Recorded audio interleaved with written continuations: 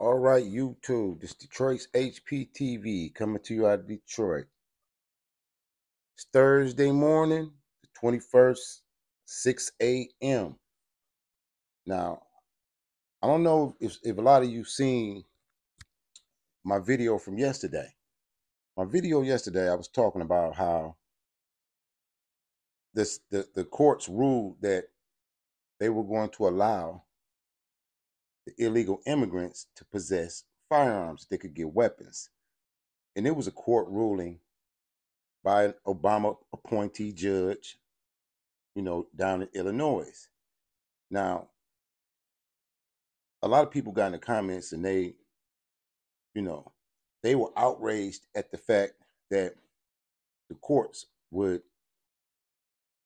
say it's unconstitutional to prevent illegals from possessing weapons.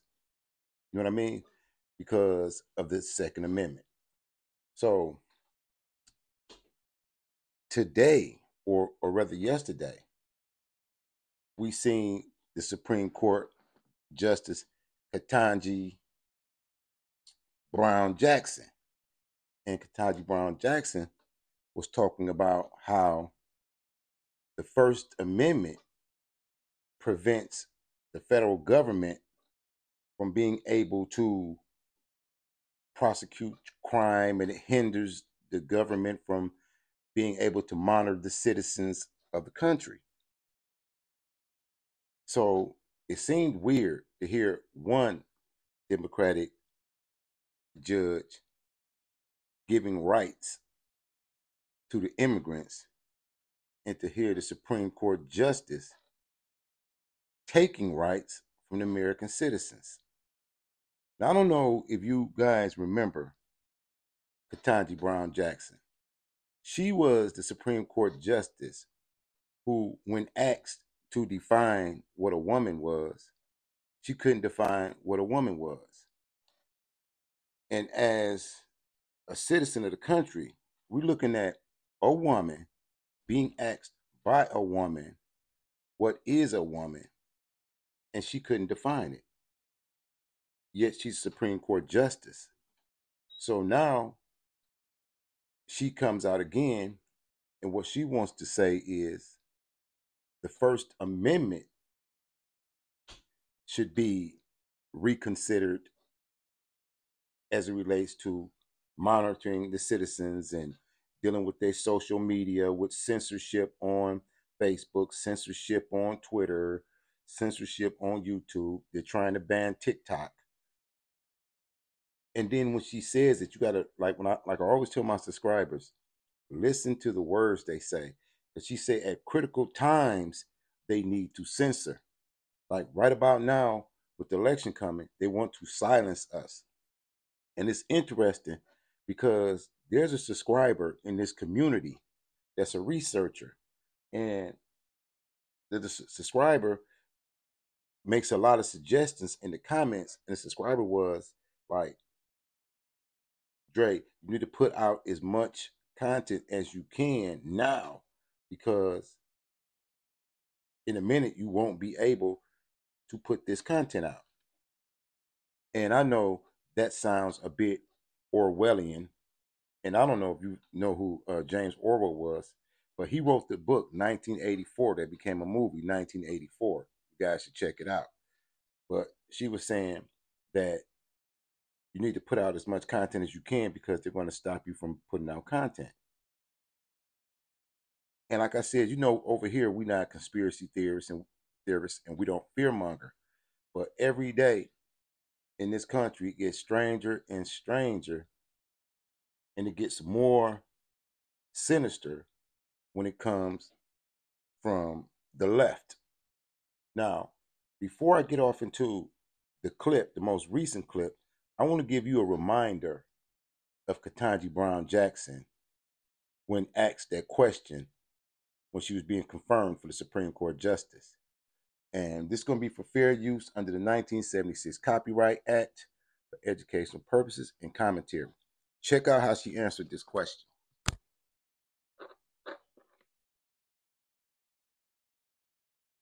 Can you provide a definition for the word woman. Can I provide a definition? Mm-hmm. No, Yeah. I can't. You can't? Not in Okay. this. I'm going to play this again because this is what you're seeing. This is a woman who was put on the Supreme Court of the United States of America, an Obama appointee. Look at the simplest question she's asked. I got to play this one more time for you guys. Can you provide a definition for the word woman? Can I provide a definition? Mm-hmm. No, Yeah. I can't. You can't? Not in Okay. this context. So I'm not a biologist. The meaning of the word woman is so unclear and controversial that you can't give me a definition? Senator, in my work as a judge, what I do is I address disputes. If there's a dispute about a definition, people make arguments, and I look at the law and I decide. Well, so I'm not. The fact that you can't give me a straight answer about something as fundamental as what a woman is underscores the dangers of the kind of progressive education that we are hearing about. Hey. We should have knew we was in trouble then, because I know I just seen a woman ask another woman to define what a woman is, and the other woman said, I can't define what a woman is. I'm not a biologist.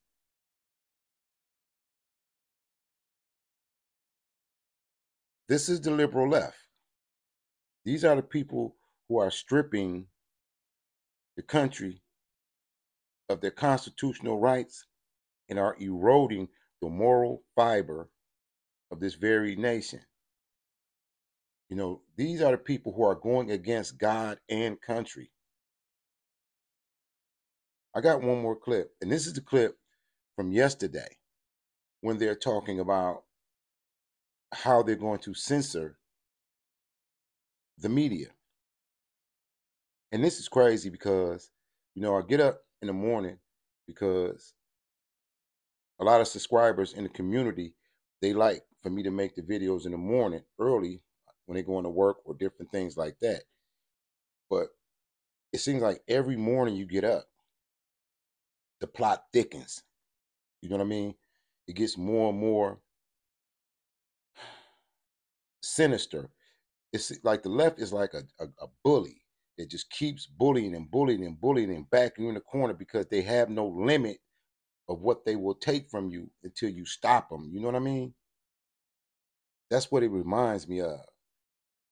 Somebody who's just is not going to ever be satisfied with taking a little bit from you.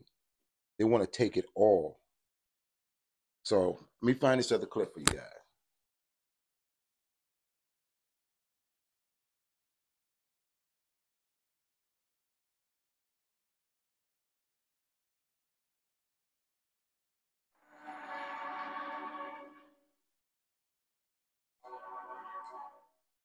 Purpose of the first.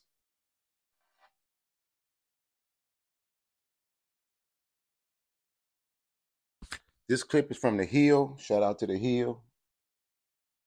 And it's called the same lady, Ketanji B Jackson, misses entire point of the First Amendment. Check this one out.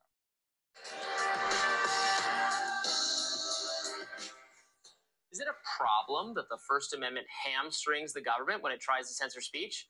That was the question asked by liberal-leaning Supreme Court Justice Ketanji B Jackson during oral arguments yesterday for Murphy v. Missouri, the case that will decide whether the Biden administration can pressure social media companies to remove content. Let's take a listen.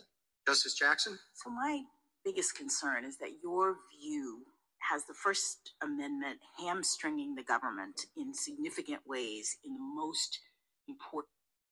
Now think about what she says. In my view, the First Amendment is hamstringing the government at Pacific times. But you know what? I'll have to do this like last time. I want to play this again for you because you got to hear this. And I'm just want to stop for a minute. Let's play it. Let's bag it up just.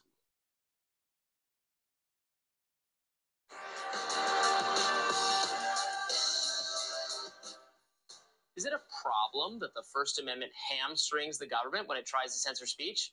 That was the question asked by liberal-leaning Supreme Court Justice Ketanji Brown Jackson during oral arguments yesterday for Murphy v. Missouri, the case that will decide whether the Biden administration can pressure social media companies to remove content. Let's take a listen. Justice Jackson? So my biggest concern is that your view has the First Amendment hamstringing the government in significant ways in the most important time periods. I mean, what would you have the government do? I've heard you say a couple times that the government can post its own speech, but in my hypothetical, kids, this is not safe, don't do it, is not going to get it done. And so I guess some might say that the government actually has a duty to take steps to protect the citizens of this country. Conservative Justice Samuel Alito, on the other hand, had this to say. I cannot imagine federal officials taking that approach to the print media, our representatives over there. If you did that to them, what do you think the reaction would be? And so I thought, the only reason why this is taking place is because the federal government has got Section 230 and antitrust in its pocket. Here to weigh in on this case is journalist Matt Taibbi, whose reporting has helped expose the efforts undertaken by federal officials to exert influence over content moderation. Welcome to Rising, Matt. Thanks for having me on, Robbie, Brianna. Great to have you back with us. Obviously, this is an issue we've talked about a lot on this show, that we followed closely your work and work by others to bring to light what the federal government did to try to control the narrative on social media. So finally, we're at the stage where the case is being heard by the Supreme Court. And I think the impression from a lot of people, of our thinking, who hope that the Supreme Court will put some limits on federal officials trying to exert this censorship effort over the companies. I think we were a little concerned that the justices seem to be wary. We heard there from Ketanji Brown Jackson, but she was not alone in being wary of holding back or kneecapping or preventing the federal government from being able to communicate with social media companies in this way. What were your impressions of what you heard yesterday? Well, first of all, that clip by Ketanji Brown Jackson, that was kind of terrifying, because the entire purpose of the First Amendment is to restrain the government. It's not to restrain the public from getting in the way of government action. It's the opposite. If it restrains the government, that's a good thing. That's sort of the idea behind the statute. In this instance, the reason this suit is being filed is because the plaintiffs in this case, in particular, Dr. J. Bhattacharya and Martin Kulldorff, and Dr. Aaron Hariati, they had their speech suppressed because they were contradicting a false government official opinion. And this is the entire purpose of the First Amendment, is to prevent the government from creating a hegemonic opinion that cannot be challenged. That is why we have a free press. And that was the essence of this case. And the government was allowed to argue the opposite. My devil's advocate here, I'm very sympathetic to the argument that Twitter's actions in response to the government pressure were censorship and were wrong. But it does seem to me that there's a separate question here, which is whether or not the bad actor here, or the but-for clause here, is really the government's actions, or the company's choice to kind of succumb to that sort of soft pressure.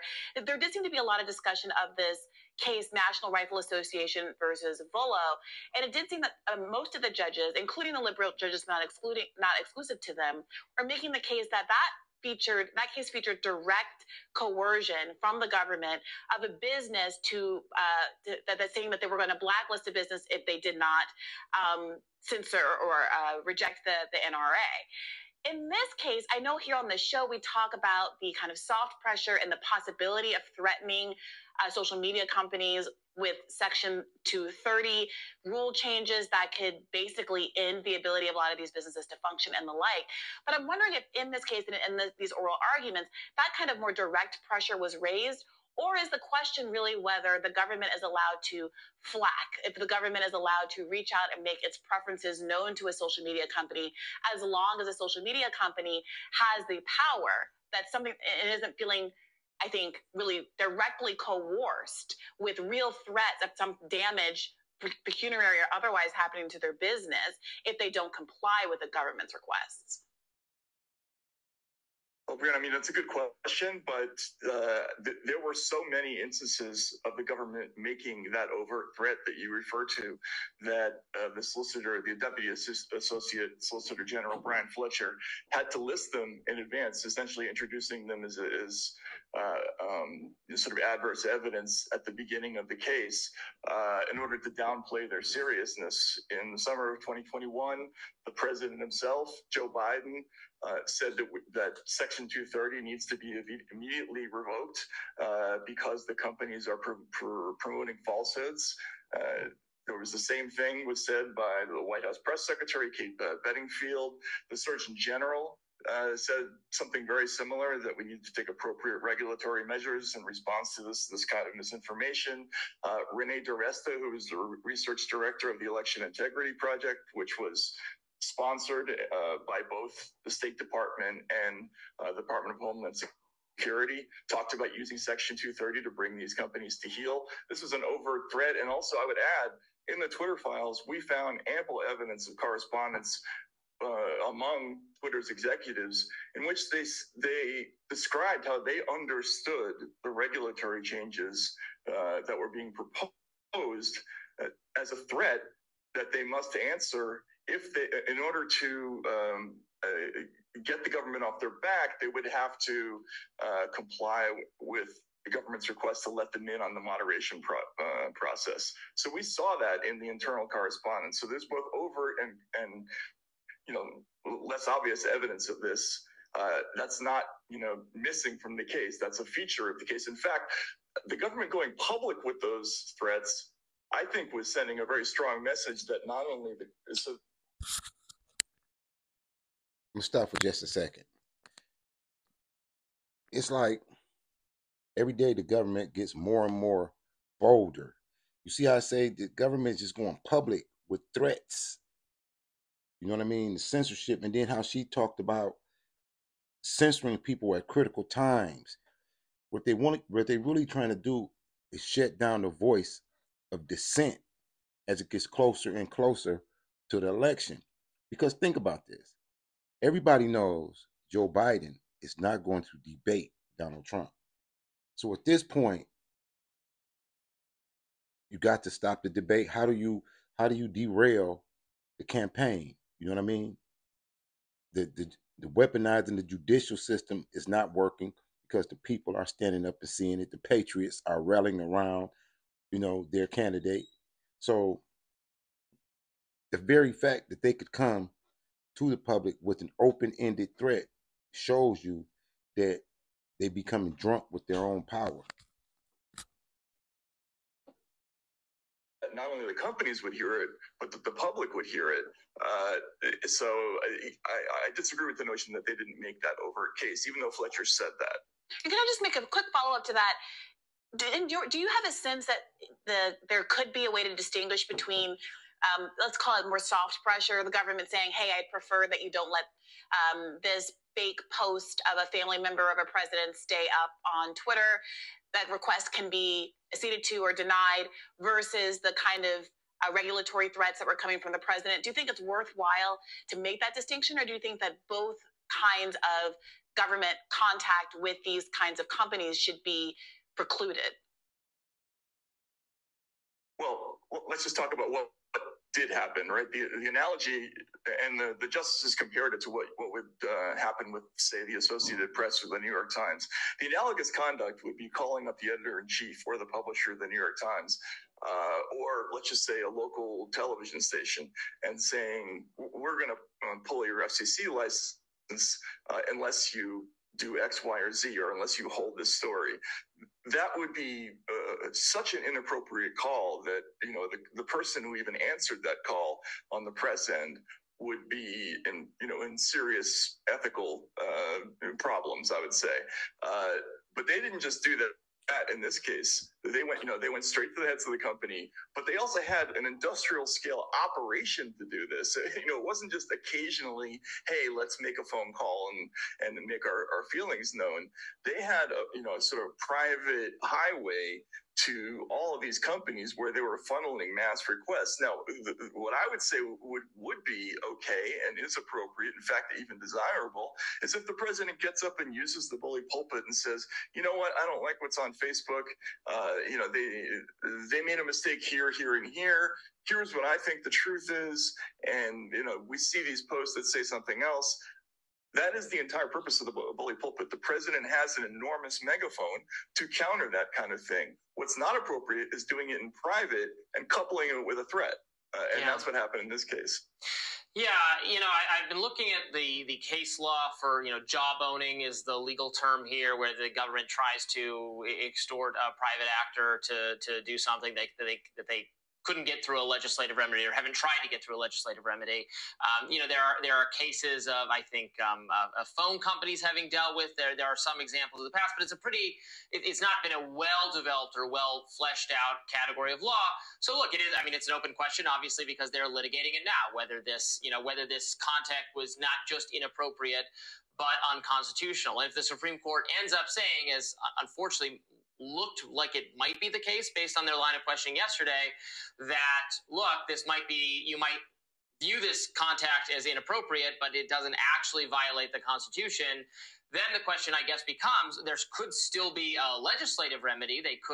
Congress could pass a law that precludes government employees of at least federal agencies. I think actually maybe they can't do anything about members of Congress have very wide latitude according to the Constitution, but they could, similar to, the Hatch Act says you can't campaign on federal time or money if you're a federal employee. We could structure some policy for how federal employees are supposed to interact with social media companies or just the media in general, do you think that's the direction? I hate to look to Congress for a remedy, but is that the direction we'll have to turn if the Supreme Court does not take up this question? Or doesn't give us the answer I want, I guess. I think it's going to be difficult, absent a judicial ruling that this kind of behavior is illegal. I would argue that it's already illegal. I mean, some of these agencies that were engaged in this kind of behavior by statute are prohibited from engaging in domestic propaganda, let alone censorship. So the idea that the State Department is doing this, or for instance, that's the Hill. So you can go on the Hill and see the entire thing.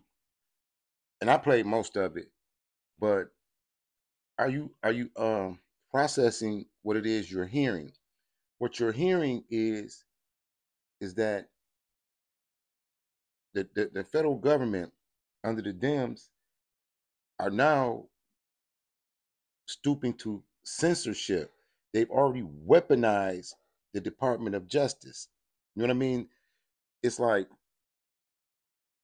more and more they bagging people into a corner, and you can see the desperation in them to win, that they don't care if they shred the Constitution. They don't care if they destroy the country. You know what I mean? It's almost like they have somewhere that they're going to go while the rest of us sink into chaos. I advise you guys, if you haven't read the book 1984, they have the movie. It's free on YouTube. You guys should check it out. And in this community, we've been doing something. I started something that we do on this podcast in the mornings. Yesterday, we did 2 scriptures that we read. Yesterday, it was Ephesians 6:11 through 18. We read John 4:23 to 24. Today's scripture that I want y'all to put in the comments is Romans 8:37 through 9. Again, Romans 8:37 through 9. Because at this point, we're gonna need more than talk to survive what we're going through in this country. We're gonna need we're gonna need God's help because they're getting more and more bolder. You know, well, it's like 6:25 now, so I'm gonna let you guys go on and finish the rest of your morning, start the rest of your day. If I see something that needs immediate attention, I will log on again. Signing to you out Detroit. Keep your head on the swivel. Again, salute to all patriots always. Peace out.